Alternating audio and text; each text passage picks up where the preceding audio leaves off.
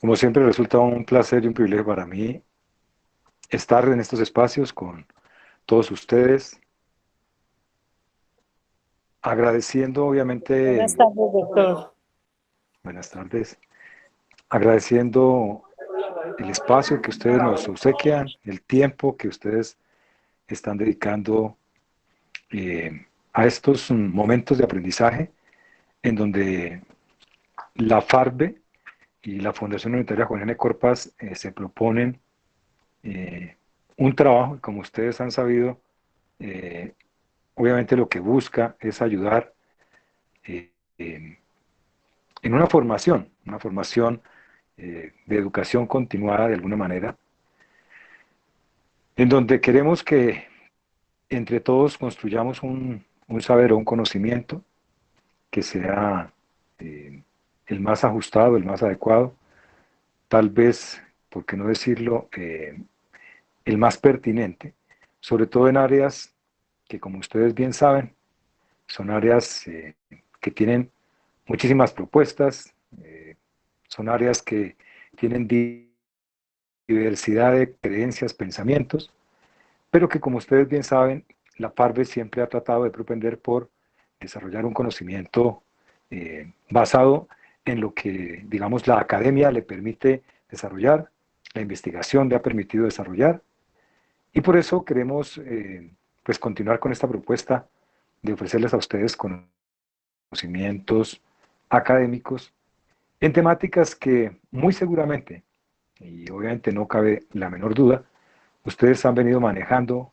conocen perfectamente, y este tipo de temáticas se vuelven pues el trabajo, el diario vivir de todos nosotros, y qué mejor que hacerlo desde una perspectiva o desde un apoyo que esté centrado en, digamos, en esa recopilación de conocimiento que nos dé a nosotros la tranquilidad, la seguridad y obviamente la objetividad para poder ofrecer un buen tratamiento, un buen producto o una buena sugerencia.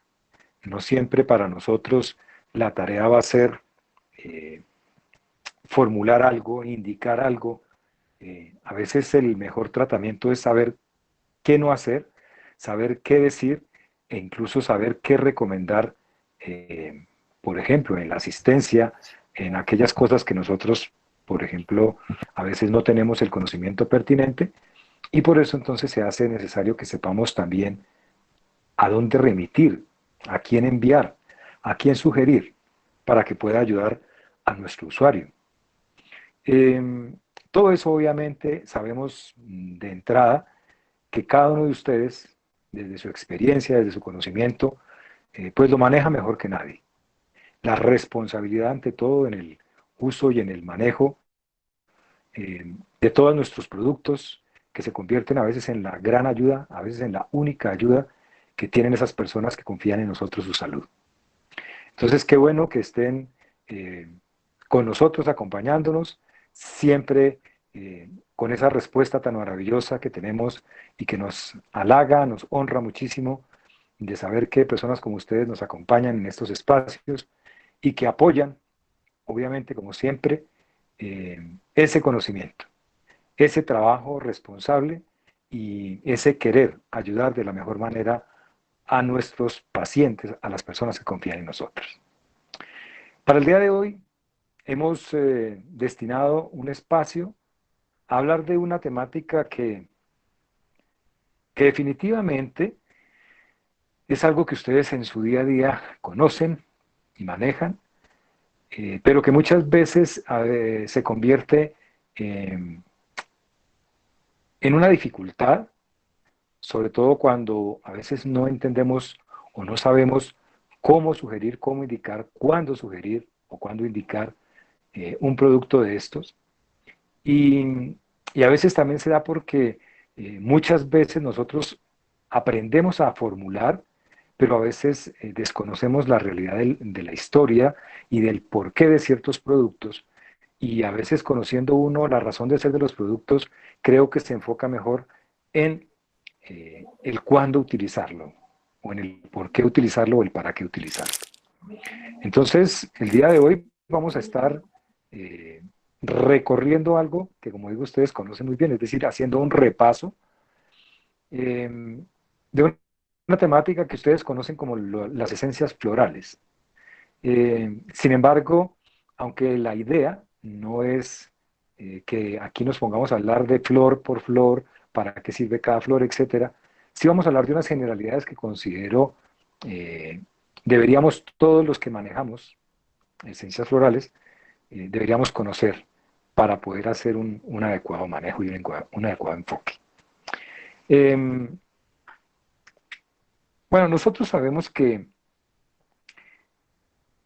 los, digamos que los tratamientos que se han desarrollado a lo largo de la historia, pues obviamente que han tenido gestores que, que crean o que proponen técnicas de tratamiento a partir de lo que se entiende en su entorno. En cada momento de la historia, los seres humanos han desarrollado tratamientos que son, de alguna manera, propios para el momento. Que sean propios para el momento no quiere decir que sean adecuados o correctos, pero digo propios en el sentido de que en el desarrollo histórico de cada momento, pues esa propuesta que se tenía de los tratamientos, pues obviamente corresponde a lo que se tenía conocimiento en ese instante de la historia. Todos, por ejemplo, hemos escuchado cómo a principios de esta era, hacia el año cero, llamémoslo de alguna manera, pues obviamente la creencia que se tenía de la enfermedad es bastante diferente a lo que hoy se conoce y a lo que se ha estudiado y se entiende como enfermedad actualmente. Y en aquella época, al pensarse, por ejemplo, que la enfermedad era de pronto de origen de un castigo, derivada de un castigo de un ser supremo, pues obviamente todo se enfocaba a que el tratamiento tendría que ser, pues, eh, hablar, interceder, orar, qué sé yo, a ese ser supremo para que tuviera compasión del paciente y de su enfermedad y que de acuerdo a su compasión el paciente se curara. En otros momentos de la historia se pensaba que eran algunas cosas que se consideran como maleficios y entonces tenían que buscarse personas que lo que hacían para el tratamiento de esas enfermedades consideradas como maleficios era en teoría dizque hacer contras o hacer, llamémoslo así, como rezos o hechizos que fueran capaces de bloquear al maligno. Y así poco a poco, si uno se pusiera a analizar la historia de la medicina, pues uno encuentra una cantidad de propuestas que hoy en día para muchos de nosotros podrían sonar realmente ridículas, absurdas, no lógicas, pero que en su época y en su momento pues tuvieron toda la razón de ser.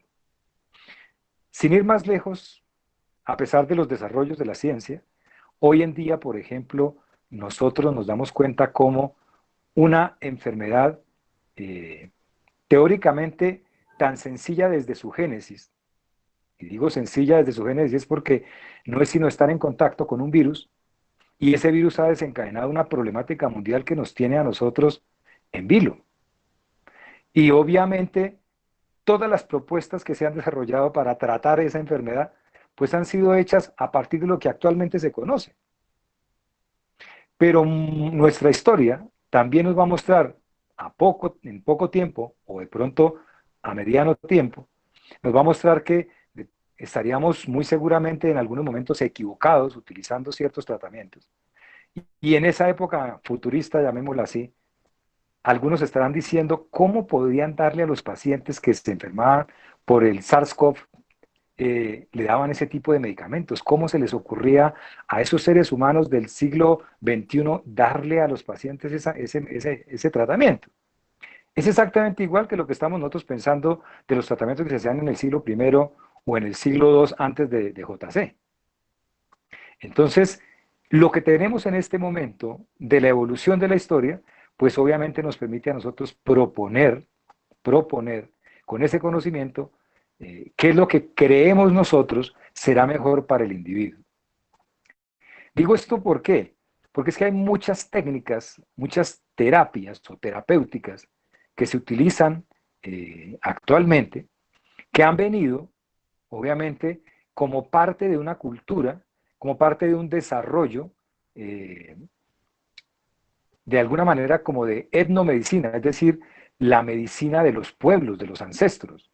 Y a partir de ese conocimiento ancestral es que se han desarrollado algunas técnicas terapéuticas, pero que bien valdría la pena que con todo lo que se conoce actualmente, pudiéramos nosotros hacer más tangible o tal vez más certero o más real qué es lo que realmente hacemos en los pacientes con las técnicas que en su momento nuestros ancestros utilizaron.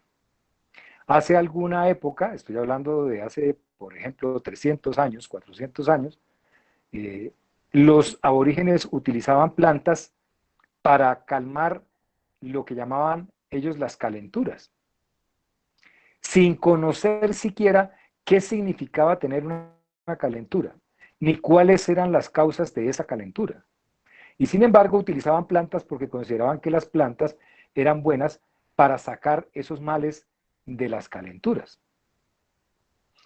Sin ir más lejos, algunos ancestros utilizaban, por ejemplo, extractos de la corteza de quina, que es un árbol de nuestro entorno, de nuestro trópico, y lo utilizaban para ciertos problemas de calenturas, sobre todo aquellas calenturas que se daban en ciertas regiones y en ciertas poblaciones que vivían cercanas a los lagos o a los ríos. Ellos consideraban, por ejemplo, que esas calenturas se derivaban porque había un aire en los lagos y en los ríos que era el que se encargaba de generar la enfermedad y que la calentura entonces era por un mal aire que producía esa fiebre. Ellos no lo llamaban fiebre, lo llamaban calentura. Pero curiosamente utilizaban algunos productos cercanos a esos lagos, a esos entornos acuosos, a esos ríos, y uno de esos árboles que utilizaron con buen resultado fue la quina. Y utilizaban la quina en infusión para darle a beber a esos pacientes con esas calenturas. Y muchos de ellos mejoraban. Y se volvió un tratamiento ancestral el uso de la quina para el mal aire, que en esa época le decían ellos malaria. La malaria es mal aire. Pero la malaria es lo que nosotros conocemos como el paludismo. Posteriormente, a partir de los resultados que se observaron ancestralmente, se pudo determinar que la quina tiene dentro de sus componentes uno que está de fama hoy en día, que es la hidroxicloroquina. Y la cloroquina es un derivado, es un alcaloide de ese árbol de la quina, que es un tratamiento efectivo para una problemática que se llama paludismo. El paludismo es una enfermedad que es producida por un parásito y lo transmite un zancudo.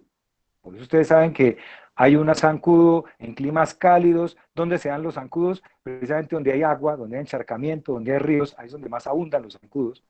Y estos zancudos pican y dentro de sus piquetes, obviamente las secreciones salivales que tienen los zancudos, transfieren estos parásitos que producen en el ser humano el paludismo. La cloroquina es uno de los tratamientos del paludismo y la cloroquina se obtuvo de inicio del árbol de la quina. Desen cuenta que inició siendo simplemente una observación casual, una creencia de que era un mal aire, después se dieron cuenta que no era un mal aire, que era un parásito, es una parasitosis, lo que genera el paludismo, y con la investigación se pudo descubrir que dentro de los productos que tenía la quina había uno que era la cloroquina, que era el que servía para el manejo de ese parásito. Así ha sido de alguna manera el escalonamiento de muchas enfermedades y de muchos tratamientos. Se dice que el 75% de los productos que hoy en día se promueven como productos de síntesis, es decir, de farmacología de síntesis, el 75% de esos productos en su momento fueron obtenidos o fueron hechos a partir de plantas medicinales. Es decir, que un alto porcentaje, casi un 80%, de los productos que hoy en día utilizamos en la farmacia son obtenidos en sus inicios de plantas medicinales. Pero obviamente el estudio, la investigación llevó a que ya no sea necesariamente desde una planta que se obtenga el producto. En un laboratorio se pueden procesar y hacer moléculas semejantes o idénticas a aquellas que las plantas tienen. Caso común, el que ustedes conocen, del sauce que se obtiene los salicilatos y a partir de esos salicilatos se puede obtener una molécula que es el ácido acetil salicílico y esa molécula después se convirtió en un medicamento que ya se promueve y se hace en un laboratorio. No hay que talar bosques de sauce para poder obtener ácido acetil salicílico como analgésico, como antipirético. Esto es una cuestión que muy seguramente ustedes están diciendo, bueno, ¿y por qué nos está hablando ahora de una cantidad de cosas si nos digo que va a hablar de esencias florales? Porque cuando uno va a hablar de esencias florales tiene que uno remitirse y remontarse al inicio de este procedimiento terapéutico. Y este procedimiento terapéutico surge como una necesidad de un personaje que es un médico inglés, y es un médico inglés que, digamos, tiene como una característica dentro de su formación. Este médico inglés se llama Edward Bash. Y Edward Bash, pues digamos de alguna manera, fue un personaje en la historia de la medicina que, qué pena, Marta Liliana, que está con el micrófono abierto. Este personaje en la historia de la medicina, como les digo, pues fue un personaje que se dio a conocer a partir de qué? A partir de una cantidad de propuestas que lo que generaban o pretendían era dar solución a problemas de salud. Era dar solución a algo que muchas veces cuando nosotros somos médicos eh, tratamos, tratamos de indagar para poderle ofrecer al médico, perdón, a los pacientes una respuesta eh, o digámoslo así, una posibilidad que no sea necesariamente la que convencionalmente se utiliza. Entonces, eso llevó, pues obviamente, a desarrollar una cantidad de técnicas que en su momento, obviamente, fueron de gran importancia y fueron de gran utilidad para todos los médicos que en esa época trataron de manejar este tipo de técnicas. Edward Bash es un médico inglés, como les contaba, que realmente lo que hizo fue tratar o intentar proponer una solución a la mayor parte de problemas, pero era un médico que soñaba mucho. Era un médico soñador porque en su época, digamos que a inicios del siglo XX, obviamente lo que se estaba tratando de desarrollar muchísimo en los tratamientos médicos era precisamente los tratamientos con síntesis, la obtención de moléculas, etcétera, y empezó un desarrollo importante en la terapéutica y sobre todo la farmacología de síntesis. Edward Bash quería brindarle al paciente un tratamiento, primero, que no fuera doloroso, segundo, que fuera un tratamiento que teóricamente fuera como amable, que fuera fácil de utilizar y que tuviera como esa capacidad de modificar algunas cosas que normalmente los medicamentos que en aquella época se tenían no eran capaces de lograr. Para Edward Bash era fundamental la parte anímica, emocional o mental del ser humano. Edward Bash decía que en un grupo de 10 personas, por ejemplo, 10 personas pueden tener artritis. Pero si esas personas emocionalmente son diferentes, por ejemplo, hay unas ansiosas, hay otras nerviosas, hay otras deprimidas, hay otras alegres, hay otras de mal genio, hay otras que son súper estrictas, eso va a hacer que a pesar de que las 10 personas tengan la misma enfermedad, comillas, física, la artritis, la característica emocional hace que la artritis se comporte diferente. Eso lo planteaba Edward Bash. Y entonces él decía que la emocionalidad influía de manera trascendental e importante en las enfermedades. Llegó un momento incluso a asegurar que más allá de influir la mentalidad sobre las enfermedades, él alcanzaba a pensar o imaginar que eran más bien los problemas mentales los que generaban enfermedad. Es decir, que la artritis que tenía una persona seguramente era desencadenada por un problema mental. O sea, hasta ese extremo fue Edward Bach. Como quiera que sea, para Edward Bach se le convirtió de alguna manera en una obsesión tratar de entender la parte emocional de los seres humanos.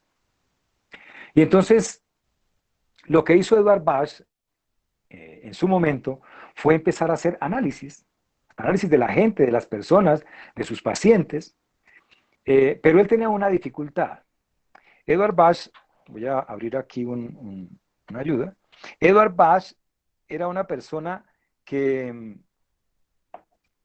que tenía algo, la historia no lo tiene muy claro, o sea, no lo define dentro de su biografía, pero digamos que lo que nos muestra la historia es que Edward Bach era una persona que tenía un problema de salud. Edward Bach tenía un problema de salud. Y como tenía un problema de salud, Edward Bach eh, tenía una dificultad, y es que él tenía que solucionar, obviamente, ese problema de salud. La gran pregunta era, ¿cómo lo hacía? Y para Edward Bach se volvió un reto descubrir un tratamiento antes de que la salud que él tenía, no era muy buena, de pronto le jugara una mala pasada y él muriera sin poder haber dejado una ayuda para los pacientes. Eso fue su obsesión desde que él se empezó a trabajar como médico. Y entonces, para Edward Bach, como les digo, se volvió una necesidad cantada poder proponer un tratamiento. Entonces, había un factor, no olvidemos ese factor. Primero, Edward Bach era un médico que pensaba que la salud se podía manejar de una manera completamente distinta en su época, ¿no? Completamente distinta a como se conocía en ese momento. Por eso se le consideraba a Edward Bach que era una persona soñadora. Era un soñador, porque eso es como si en este momento yo les dijera a ustedes que para el manejo del COVID o de la COVID, lo ideal es que entonces salgamos todos, miremos al sol y cantemos el himno nacional. Y ese va a ser el tratamiento. Y sé que muchos van a decir, bueno, está hablando una brutalidad, ¿cómo se le ocurre decir?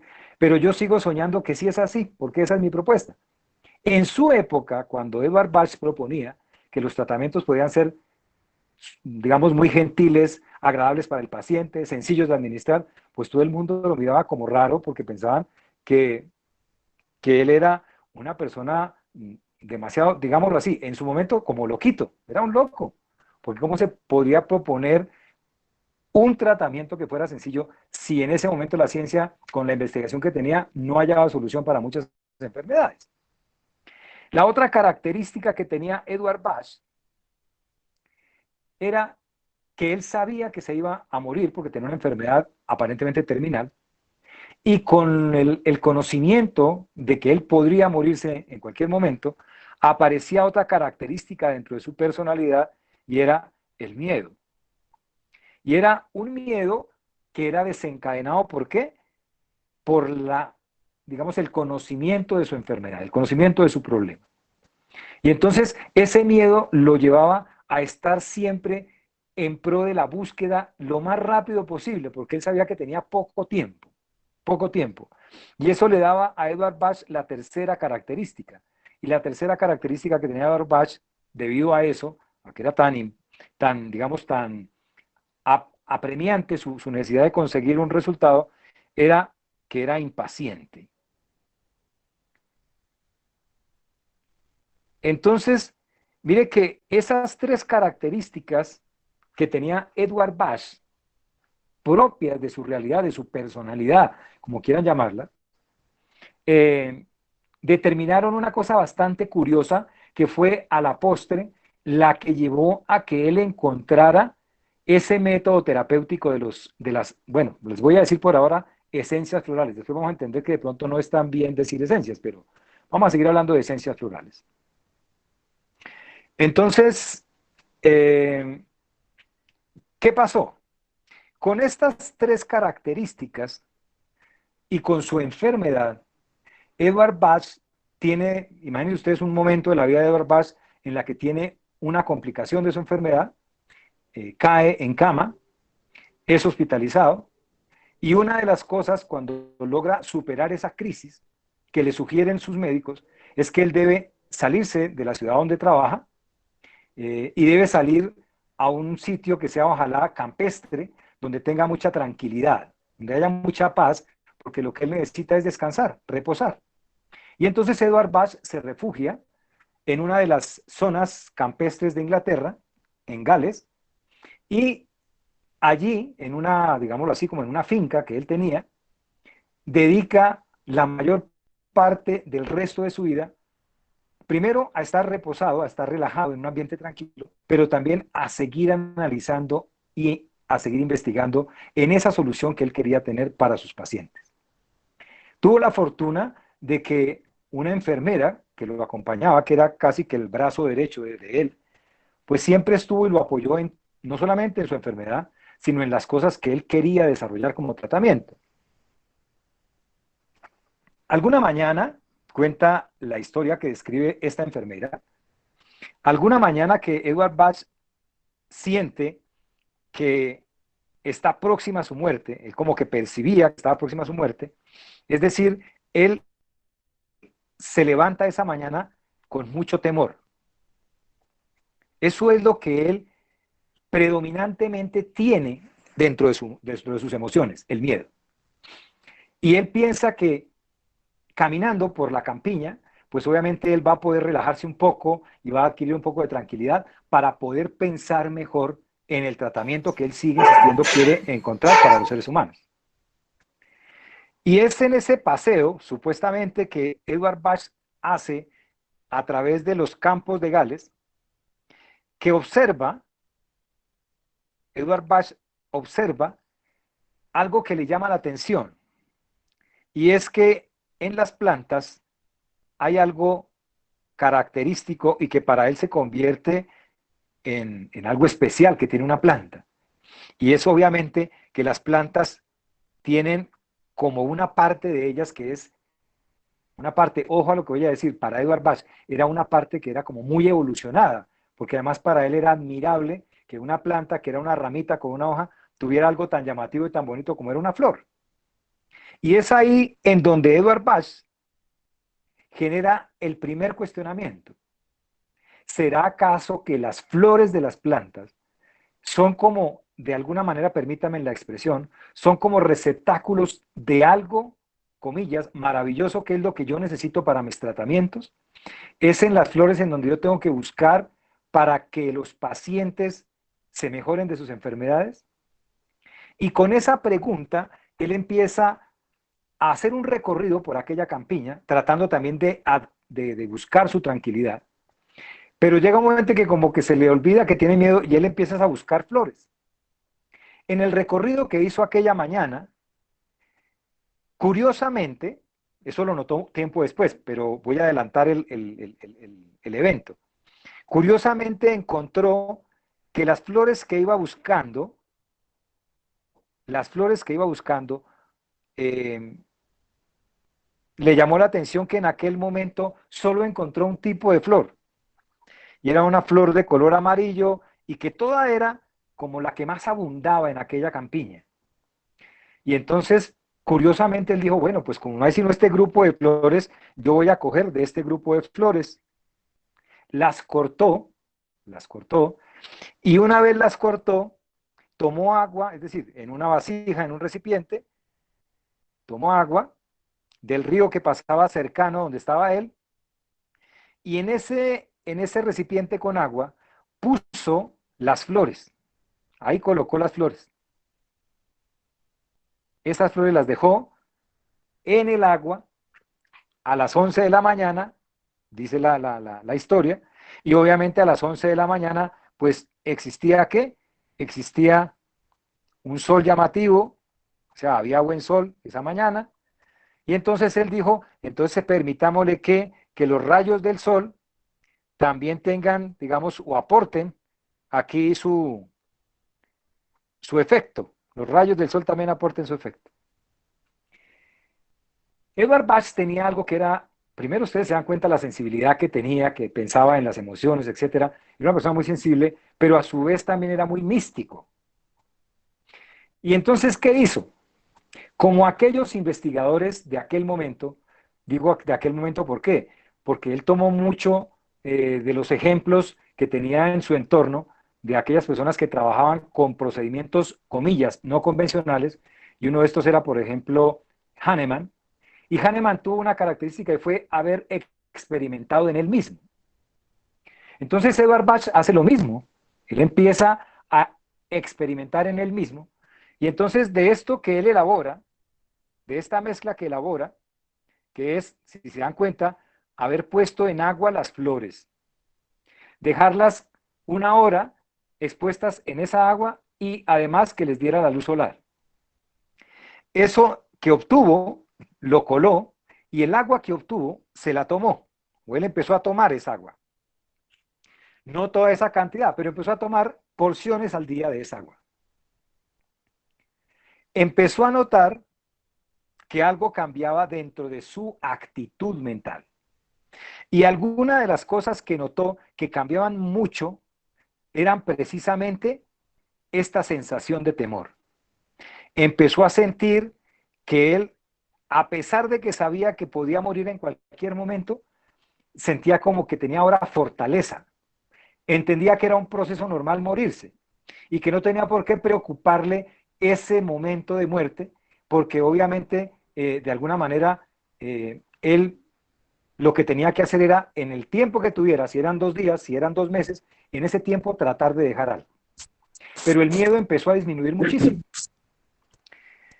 Ese mismo evento, que ya les he hecho el recorrido, por eso no me voy a demorar, ese mismo evento, imagínense otra mañana cualquiera, en la que se levanta Edward Bach y se va a caminar a ver si consigue nuevamente las flores que él había descubierto para el miedo, que de hecho la planta del miedo que primero descubrió Edward Bach es el mímulo, y el mímulo es una planta que se dan cuenta, una flor que le ayuda a uno de los 3 estados característicos de Edward Bach, al miedo. Entonces, una mañana se levanta él a conseguir flores para ese miedo, para hacer más materia prima, digamos, porque él ya sabía que el miedo en él ya no estaba. Pero curiosamente se va a recorrer las mismas, digamos, las mismas regiones donde estuvo, pero en ese momento se da cuenta que ya no encuentra esa flor, sino que encuentra otro tipo de flor. Y es la que más está abundando. Y ahí es donde él empieza a darse cuenta que algo ocurre.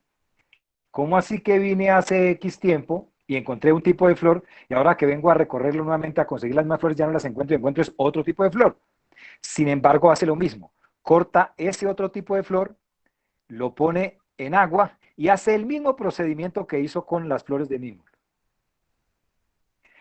Y él empieza a analizar qué tiene que ver esta flor con su estado anímico. Ya no tiene miedo, por eso no encontró el mímulo. Entonces, ¿ahora qué tengo yo y por qué estoy encontrando estas flores? Lo que dice la historia de Edward Bach es que en ese momento Edward Bach descubre que lo que predominaba dentro de su emoción era los estados de ansiedad y principalmente algo que era la otra característica, la impaciencia. La impaciencia. Y entonces la impaciencia, él nota que es la que lo lleva a encontrar principalmente este tipo de flor.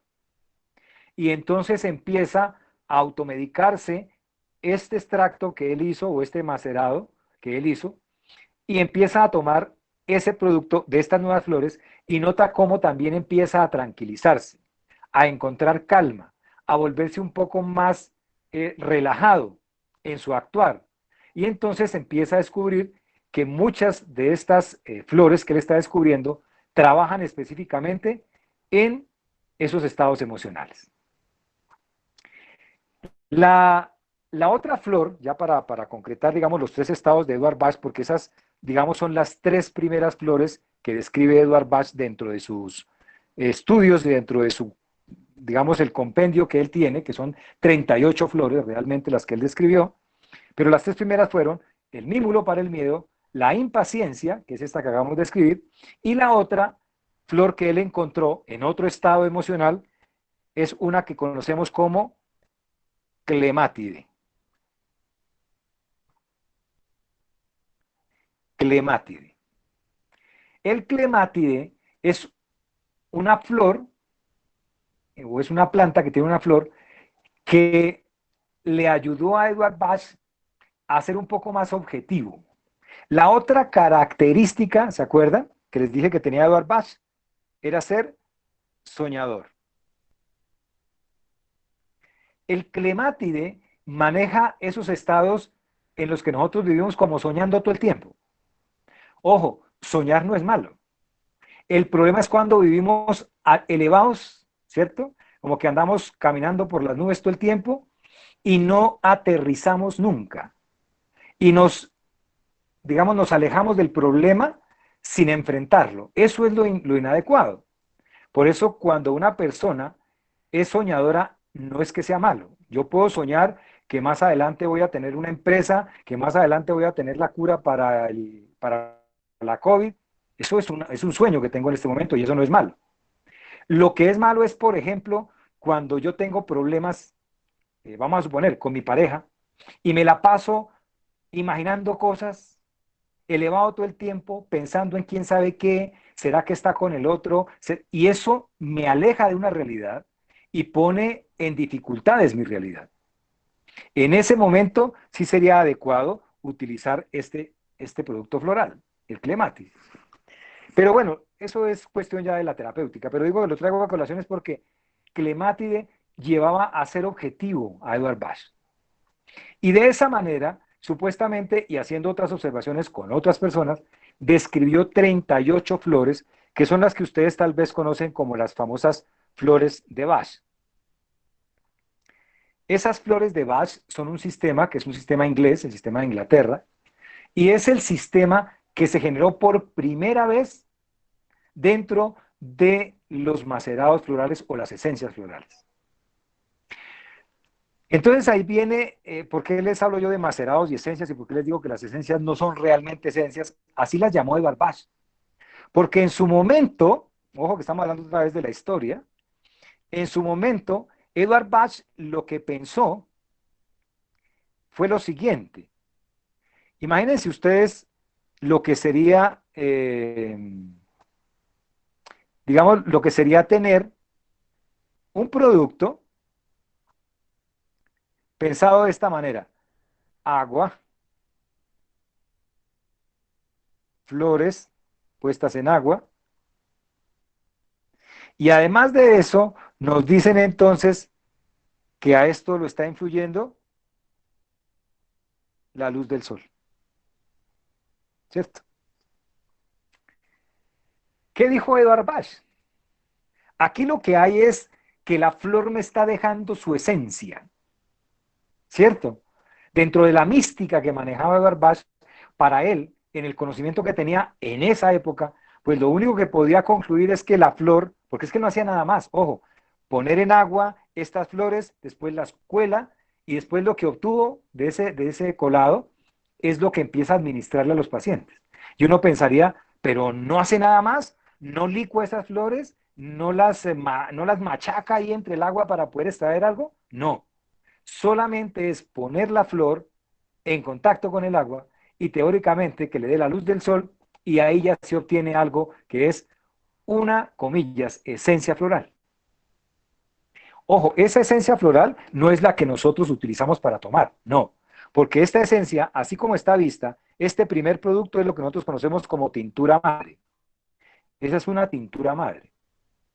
Pero de la tintura madre se obtiene el primer producto que es lo que llamamos, voy a poner la inicial nomás, ojo, primera dilución, de esa tintura madre se saca un segundo producto que es la primera dilución. Esa primera dilución es la que tienen, por ejemplo, los laboratorios que preparan esencias florales. Y a partir de esta primera dilución se prepara una segunda dilución, y esa segunda dilución sí es la que consumen o consumimos nosotros como pacientes. Es así, la segunda dilución es la que nosotros consumimos como pacientes. Pero entonces, la pregunta era para Edward Bach, si yo no estoy haciendo nada más, no hay un proceso ahí que digamos que yo hago digamos, una destrucción de la flor para poder extraerle cosas, sino solamente la dejo en contacto con el agua y el sol es el que le transfiere algo, pues obviamente lo que está teóricamente, ojo, teóricamente, aquí voy a abrir unas comillas grandes, teóricamente lo que hacen estas flores es dejar en el agua la esencia, la esencia. Y por eso él denominó a este proceso terapéutico esencias florales. Eso quiero que veamos de dónde viene el nombre, por qué se acuña ese nombre y la mística que tiene. Entonces él decía que la energía del sol le otorgaba a la flor una cantidad de procesos para que se diera su esencia en el agua y nosotros cuando consumíamos supuestamente el agua, lo que hacíamos era tomarnos la esencia de la flor. Eso puesto en el contexto de aquella época, pues era lo que podían decir porque es que no había nada más investigado. No había nada más investigado. Ahora, Una, buenas tardes, doctor. Una bueno, preguntita.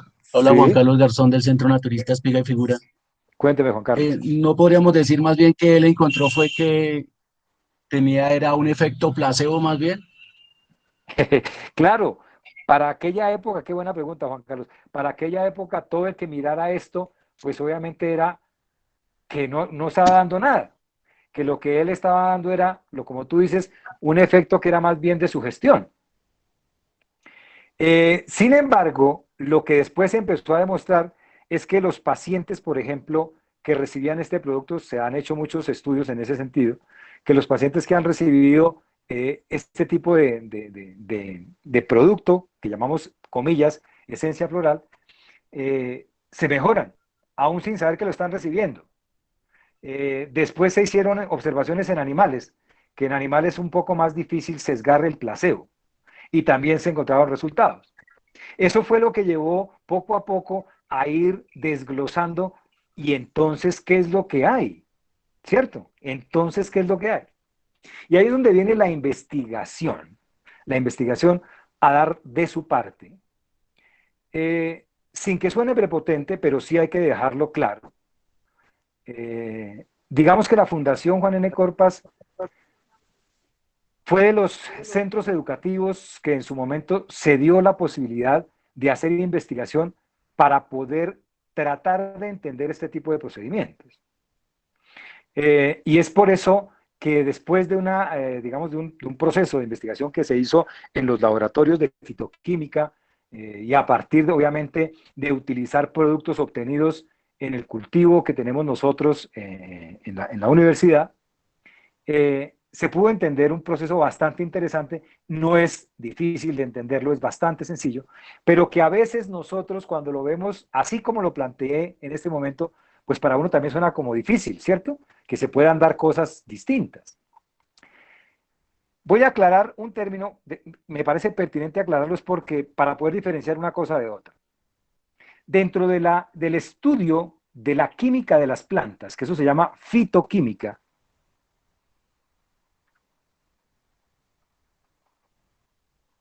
dentro del estudio químico de las plantas, ¿no? Porque es que las plantas tienen compuestos químicos, eso no vayamos a creer que no, claro que sí. Entonces, la fitoquímica nos muestra a nosotros que las plantas tienen todas diferentes tipos de compuestos, muchísimos compuestos. Voy a nombrar algunos que ustedes conocen y seguramente los han oído comúnmente. Flavonoides,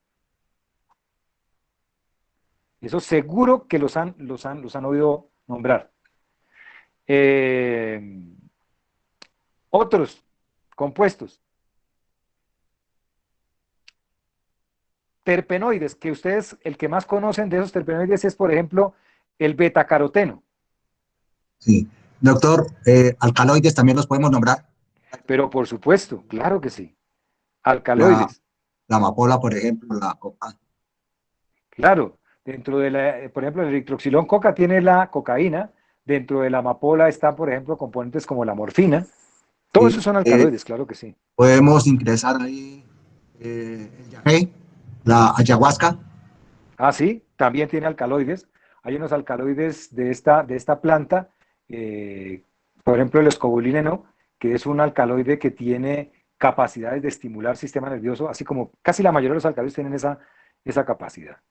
Pero miren Doctor, que todos, perdón, doctor, le retoma la pregunta a Giovanni sobre la ayahuasca. Activos en el Putumayo, tuve una sesión con ellos, pero no me quedó bien claro porque hablaba, investigué, que son ¿me escucha?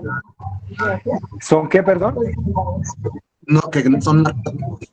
La ayahuasca, Sí, claro, ¿qué es claro. un enteógeno?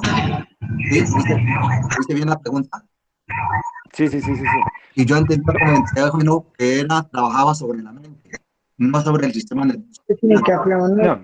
Mire, ese tipo de sustancias que se nombran, que se tienen conocimiento desde la fitoquímica, sustancias que tienen, por ejemplo, no solamente las mezclas de plantas que utilizan para el yagé, sino también ciertos hongos, ciertas plantas, por ejemplo, como el yopo, que ustedes conocen el yopo, ciertas plantas como, por ejemplo, eh, la misma, la misma marihuana, el cannabis, plantas como el electroxilón coca, plantas como el café, que es tal vez el más sencillo y el más común que lo utilizamos sin discriminación, plantas como el cacao, plantas como el té.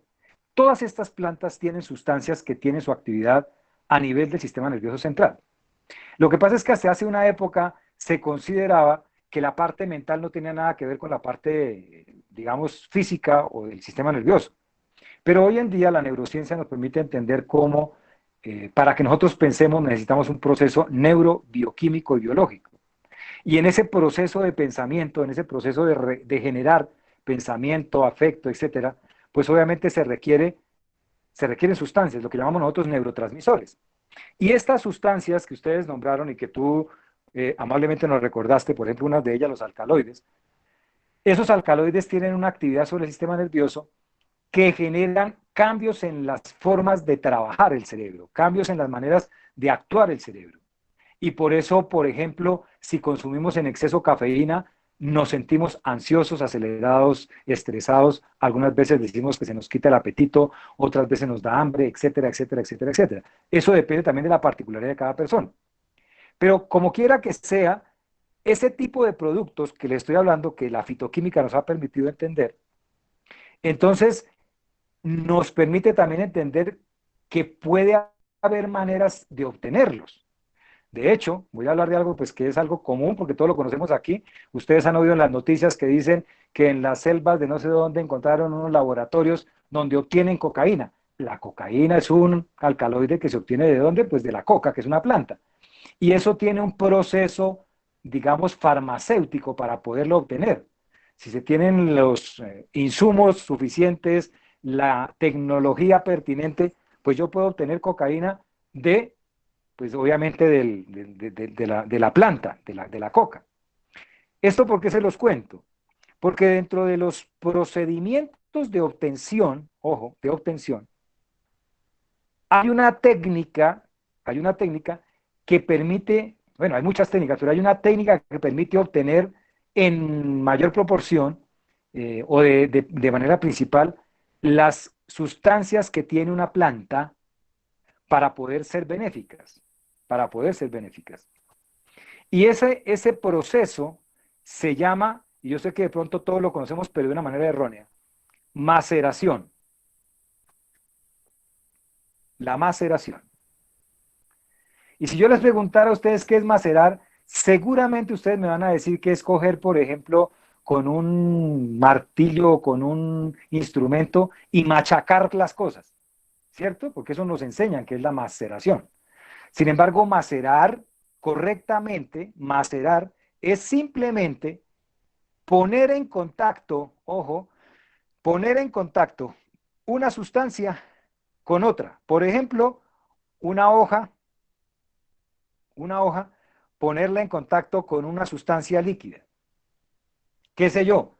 Agua y alcohol, que llamamos alcoholatura.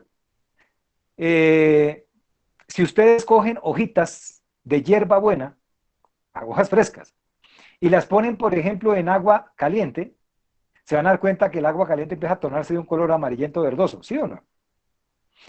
Y ustedes no tienen que hacerle fuerza a la hoja, ni machacarla, ni triturarla, no.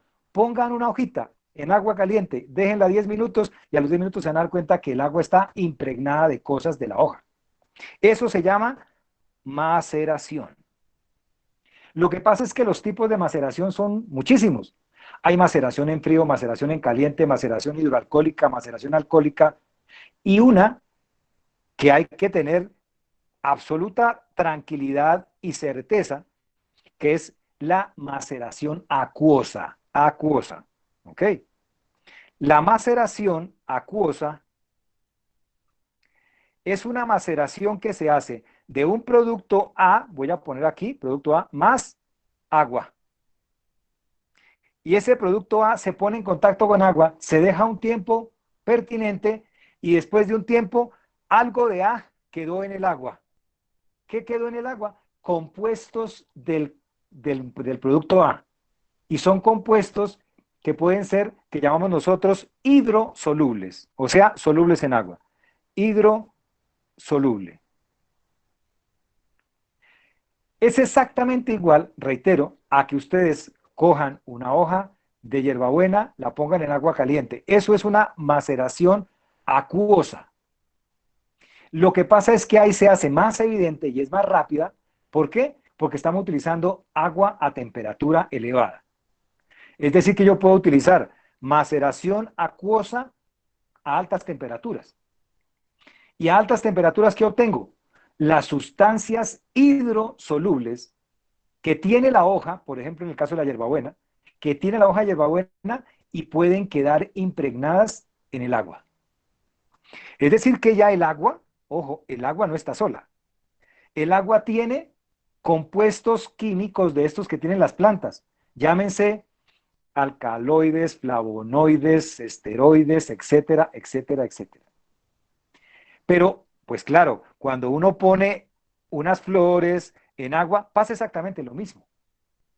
Y por eso lo que Edward Bach hizo en su momento fue descubrir un proceso de maceración de flores, maceración de flores. Y lo que obtuvo fue ¿qué?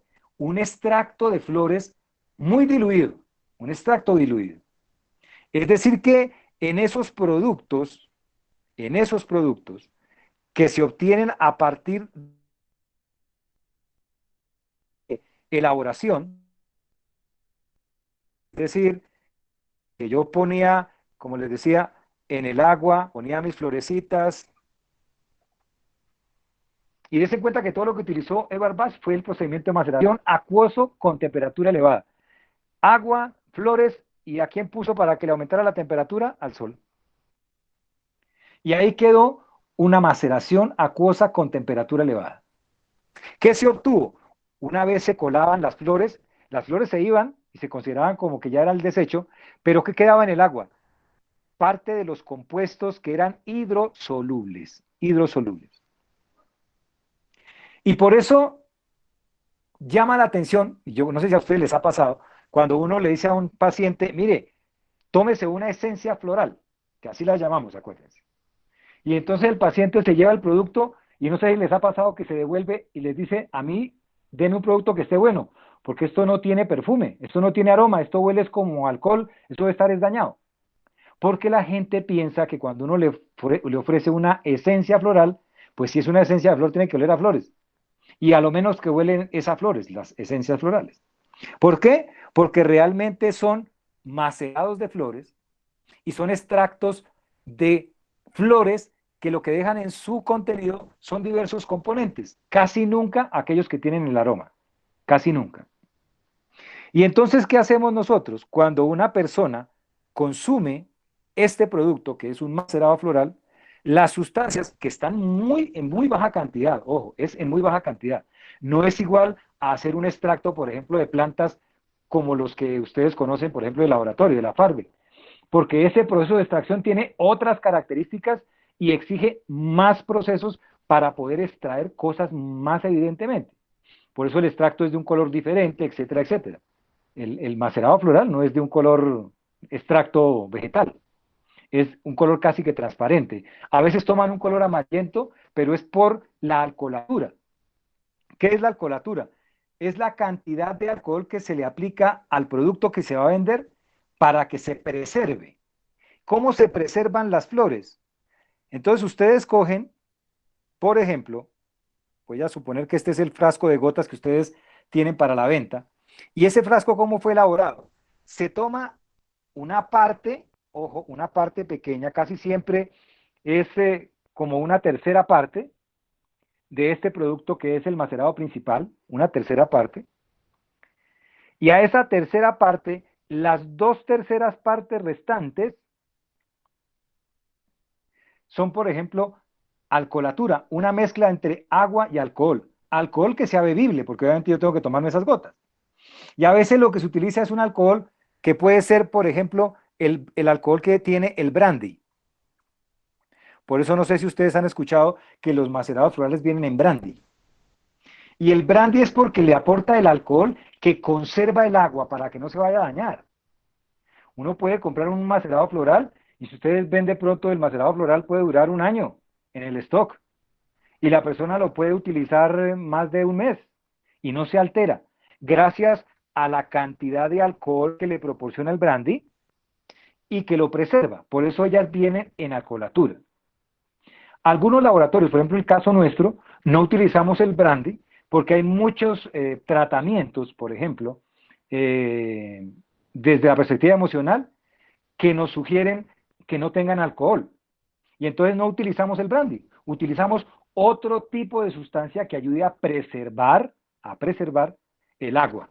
Pero lo que es importante aquí, más allá del preservante, es que la sustancia de la flor que quedó en el producto, porque aunque es en mínima cantidad, esa mínima cantidad lo que va a hacer es modificar estados anímicos en los seres humanos. Y entonces, claro, se han hecho investigaciones, se han hecho estudios, se han hecho avances en esto, y se sabe hoy en día, por ejemplo, qué flores son más recomendadas en qué tipos de problemas emocionales, cuáles son más útiles en los estados de ansiedad, cuáles son más útiles en los estados de depresión, cuáles son más útiles en los estados de rabia, cuáles son más útiles en los estados de aquellas personas que son tendientes, por ejemplo, a ser celosos, a ser posesivos. O sea, todo eso se ha decantado a partir de la investigación que ya tiene casi 100 años en esto.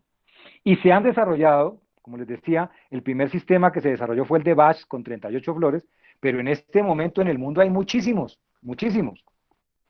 Eso sí, traten siempre de asesorarse cuáles tienen un desarrollo científico y una propuesta adecuada, porque es que en esto también hay, ustedes saben, que en esto del comercio a veces se consiguen unas cosas que no son para nada buenas ni para nada ciertas. Nosotros, por ejemplo, manejamos tres sistemas. Hay otro sistema muy reconocido en el mundo, que es el sistema que se conoce con el nombre de sistema California, que son las flores norteamericanas. Hay otro que es el sistema Bush, que son las flores australianas, y el sistema Bach, que es el que nosotros conocemos como sistema inglés. Esos son sistemas reconocidos, digamos, mundialmente. En este momento se calcula que se pueden llegar casi a un número aproximado como de unos 400 o 500 sistemas de flores en el mundo, en el mundo. De la región de la Amazonía, por ejemplo, algunos investigadores han desarrollado macerados florales o esencias florales, como se conocen comúnmente, a partir de las orquídeas, por ejemplo.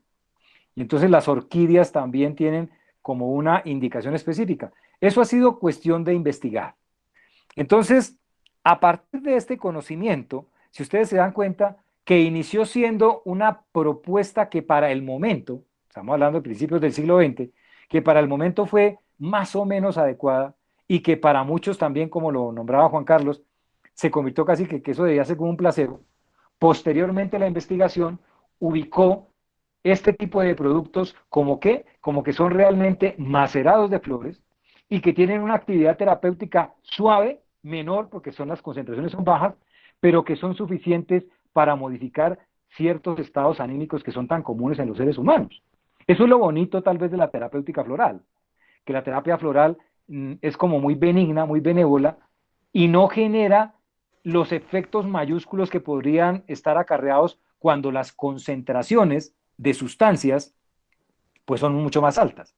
Entonces imagínense, estamos utilizando fracciones pequeñitas de sustancias de una flor y no estamos utilizando concentraciones intensas como las que tiene, por ejemplo, productos como un antidepresivo mayor o un ansiolítico, etcétera. Incluso si comparamos la proporción de sustancia que tiene un extracto vegetal con la que tiene un macerado floral, pues todavía sigue siendo mucho más baja la del extracto floral. Ahora, como es una propuesta terapéutica que teóricamente solo se ha investigado y solo se ha utilizado desde la perspectiva emocional, pues digamos que de alguna manera para muchos se ha quedado en eso. Siempre que uno piensa en macerados florales o en esencias florales, uno siempre piensa es que la persona tiene un problema de emociones. O está triste, o está deprimido, o está ansioso, etcétera, etcétera, etcétera. Pero ya la investigación está avanzando y como los estados emocionales acompañan ciertas enfermedades, entonces algunos ya están investigando cómo, por ejemplo, voy a poner aquí un simple ejemplo, como por ejemplo mímulo podría ser de utilidad en problemas de gastritis. Problemas de gastritis. O sea que ya estamos hablando de que los macerados florales podrían ser útiles en problemas, digamos, de esos problemas físicos, que no me gusta hablar de esa manera, pero en los problemas físicos. ¿Pero por qué? Esto es entendiendo que hay pacientes que cuando están con miedo, con ansiedad, la ansiedad les incrementa o les desencadena estados de gastritis. Muchos de nosotros, a veces cuando estamos angustiados, sentimos que nuestra gastritis se alborota. Muchos de nosotros sentimos cuando estamos alterados por la ansiedad, de pronto nos da diarrea. Muchos de nosotros, ese tipo de cosas, ¿no? Entonces, si nosotros en una consulta estamos entendiendo que muchas enfermedades físicas están siendo generadas por problemas emocionales, en ese punto un macerado floral se convierte de gran utilidad, des en cuenta. Entonces, no solamente nos quedamos en que es problema emocional, a veces también podemos ayudar en los problemas físicos cuando tienen un componente emocional bastante importante, ¿no? Entonces, claro, como dice Luisa, son problemas emocionales que generan conflictos a nivel corporal, etcétera, porque es que definitivamente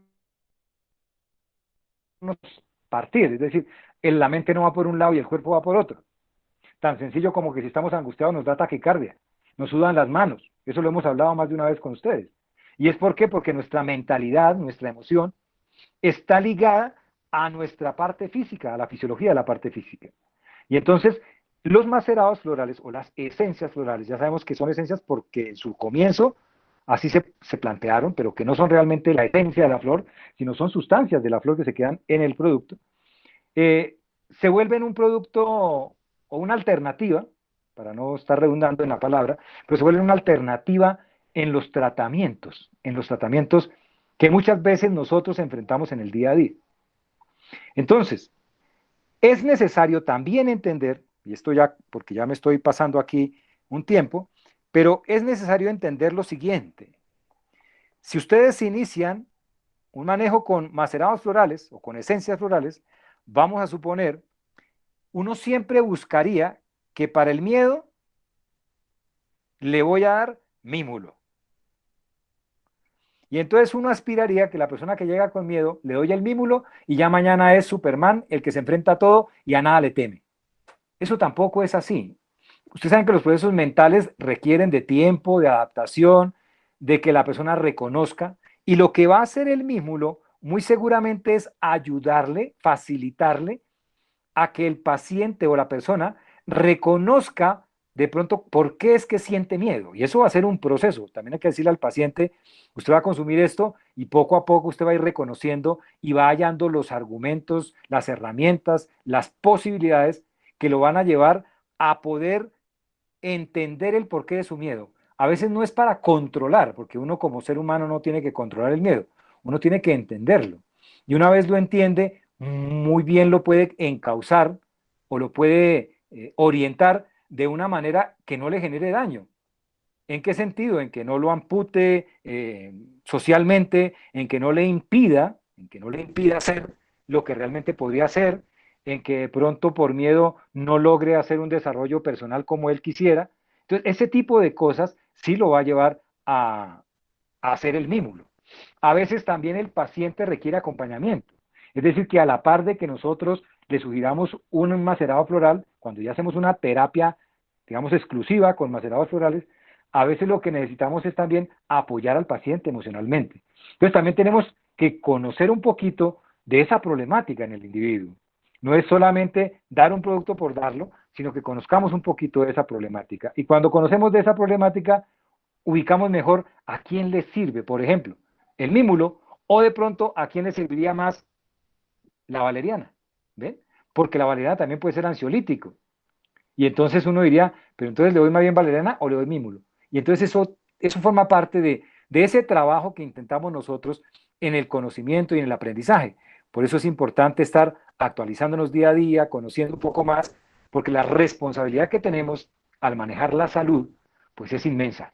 Esto no simplemente, bueno, ya eso lo sé, que ustedes lo saben también, no es simplemente que creamos que como son productos de obtención natural, a nadie le van a hacer mal. Eso es una mentira a gritos. Todos sabemos que los productos pueden generar problemas.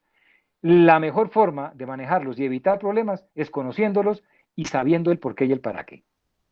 Entonces, como se dieron cuenta, los macerados o las esencias florales, como se conocen comúnmente, son productos bien interesantes que tienen una historia, una razón de ser, eh, y eso, claro, si logramos nosotros conocer bien los funcionamientos emocionales del paciente, enfocaremos mejor las esencias florales, claro.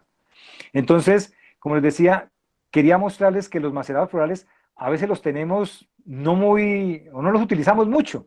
A veces como que no pensamos que sean de gran ayuda y tienen una importancia fundamental en la realidad de un individuo. Imagínense hoy en día, en este momento, en el que estamos todos de pronto con el miedo de que nos va a pasar algo, de que nos vamos a enfermar, de que nos vamos a morir, de que esto nos va a sacar pues terrible, pues sería una gran alternativa que en lugar de estar de pronto medicando a los pacientes con ansiolíticos de síntesis, pudiéramos de pronto ayudarles un poco con el uso de los macerados florales. Y existen muchísimos, ¿no? Que nos ayudarían en estos momentos específicamente. Doctor Oscar, ¿Sí, señor? le puedo hacer una pregunta como para redondear. Sí, Le habla Giovanni de Colombia. Doctor Oscar, he leído en algunos artículos de carácter científico de buenos autores el consumo crónico de ciertas plantas como habituales, ¿sí me entiende? O que son sí, culturales. Me hago la sí, pregunta, en Argentina, en Uruguay, consumen el mate desde el niño cuando recién tiene su primera infancia, ellos cargan el pie del termo y la carga de mate, porque a sí, ellos no les afecta una cirrosis o problemas renales. Algunos sí, autores recomiendan que no consumir por tiempos prolongados algunos psicoterapéuticos. claro. Los argentinos y los uruguayos, como le dije, ellos lo consumen, yo le llamo como culturalmente, ¿sí me entienden? Sí, sí, sí. Nosotros aquí en Colombia consumimos un tinto, muy poquito, de vez en cuando, una aromática, como le llamamos ahí de forma coloquial, pringada en agüita, como la tomamos, macerada, de pronto sí. ¿Por qué a esas culturas no les ha afectado el hígado? No son hepatotóxicas o Sí, neurotóxicas, hablamos con términos médicos. claro. Sino, Hay muchas plantas que no tienen, digamos, componentes que sean hepatotóxicos o neurotóxicos. Hay ciertas plantas que utilizadas crónicamente no tendrían ningún problema. Eh, la hierba mate, por ejemplo, es una planta que tiene dentro de sus componentes ciertos alcaloides. Es algo parecido como al té, y dentro de, guardando su proporción, obviamente es algo parecido en bebida a lo que culturalmente para nosotros es, por ejemplo, el café. Sin embargo, hay dos diferencias grandes en qué sentido. La hierba mate es hierba seca, o sea, es una hoja seca de la hierba mate, y lo que se hace es tomar una infusión, volvemos al cuento de las infusiones, una infusión que es caliente, y lo que hace el individuo es tomar esa infusión. Abro unas comillas, ojo, es como un agua aromática, pero la aromática que se utiliza es la yerba mate. En el caso nuestro, por ejemplo, que utilizamos comúnmente es el café. El café es una cuestión distinta porque es un fruto y es una baya que, cuya semilla, porque la baya de lo que utilizamos de la baya del café, el fruto del café es la semilla, tiene un tueste, ¿cierto? Hay un grado de tostión que tiene la semilla, y ese grado de tostión también genera modificación de ciertos componentes. Dese cuenta que hay un proceso de más al que haría, por ejemplo, la yerba mate. Y muy seguramente la concentración de alcaloides que podemos obtener en una taza de tinto es, pero absolutamente, y eso hay que tenerlo claro, es absolutamente muchísimo, pero muchísimo más grande que la que puede obtener uno en el mate, aun cuando el mate lo estemos consumiendo todo el día.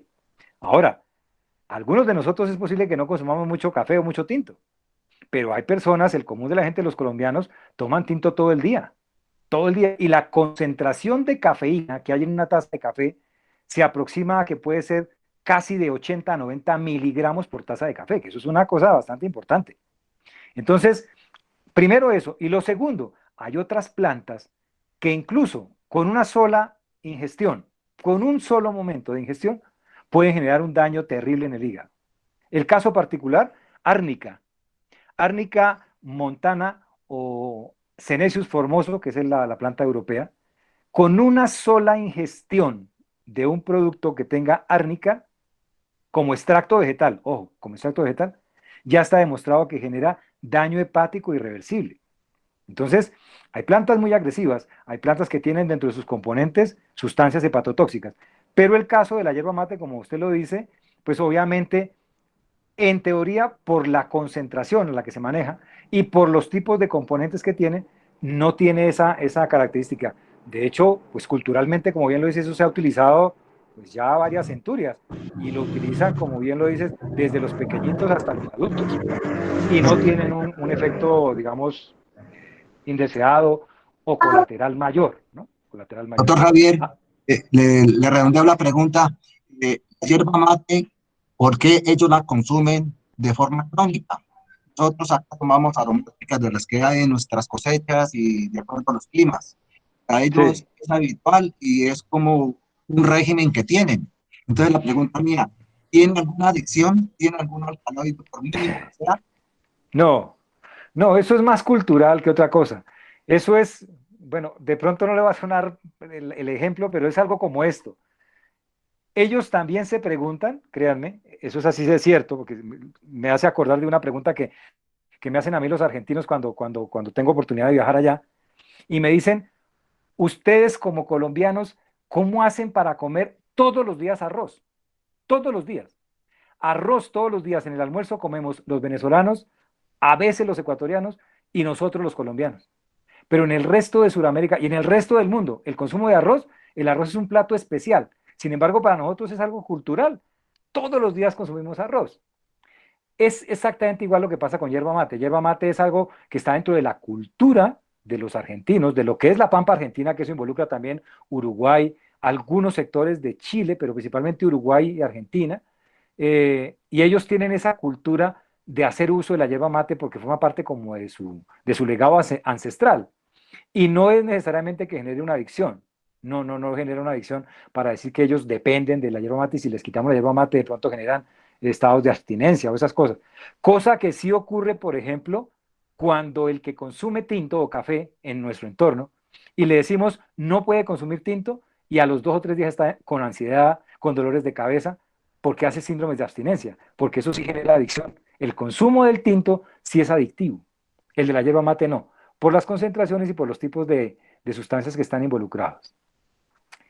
Bueno, no los distraigo más. Qué rico haber compartido una tarde de estas aprendiendo de ustedes, tratando de llevarles un mensaje, como les digo, que lo que busca es que ojalá entre todos nos alimentemos, crezcamos un poquito más y que quedemos motivados para seguir profundizando en estas charlas que hemos vuelto, con gusto, Mónica, que hemos vuelto cotidianas y que estaremos a lo largo del año presentándoles e invitándolos y esperando que tengamos esta respuesta maravillosa como la que hay el día de hoy y en la que podamos seguir profundizando de estos temas y de otros que ojalá sean de su interés y que sean de gran valor para ustedes y para sus pacientes, porque sabemos que ustedes tienen una consulta y una asistencia de personas que buscan ayuda en ustedes y qué bueno que a través de estas charlas podamos enriquecernos y ser mejores cada día.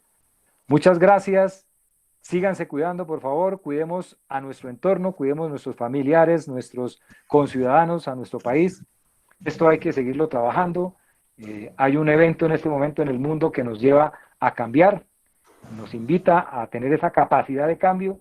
No tenemos que pensar en el pasado, tenemos que pensar en este momento y eso nos va a hacer fácil el enfrentar nuevos retos y nuevas cosas que tendremos que hacer. Tenemos que ajustar cosas, renovar cosas y aprender de todas las experiencias de la vida porque en eso estamos aquí, aprendiendo cosas día a día. Cuídense mucho.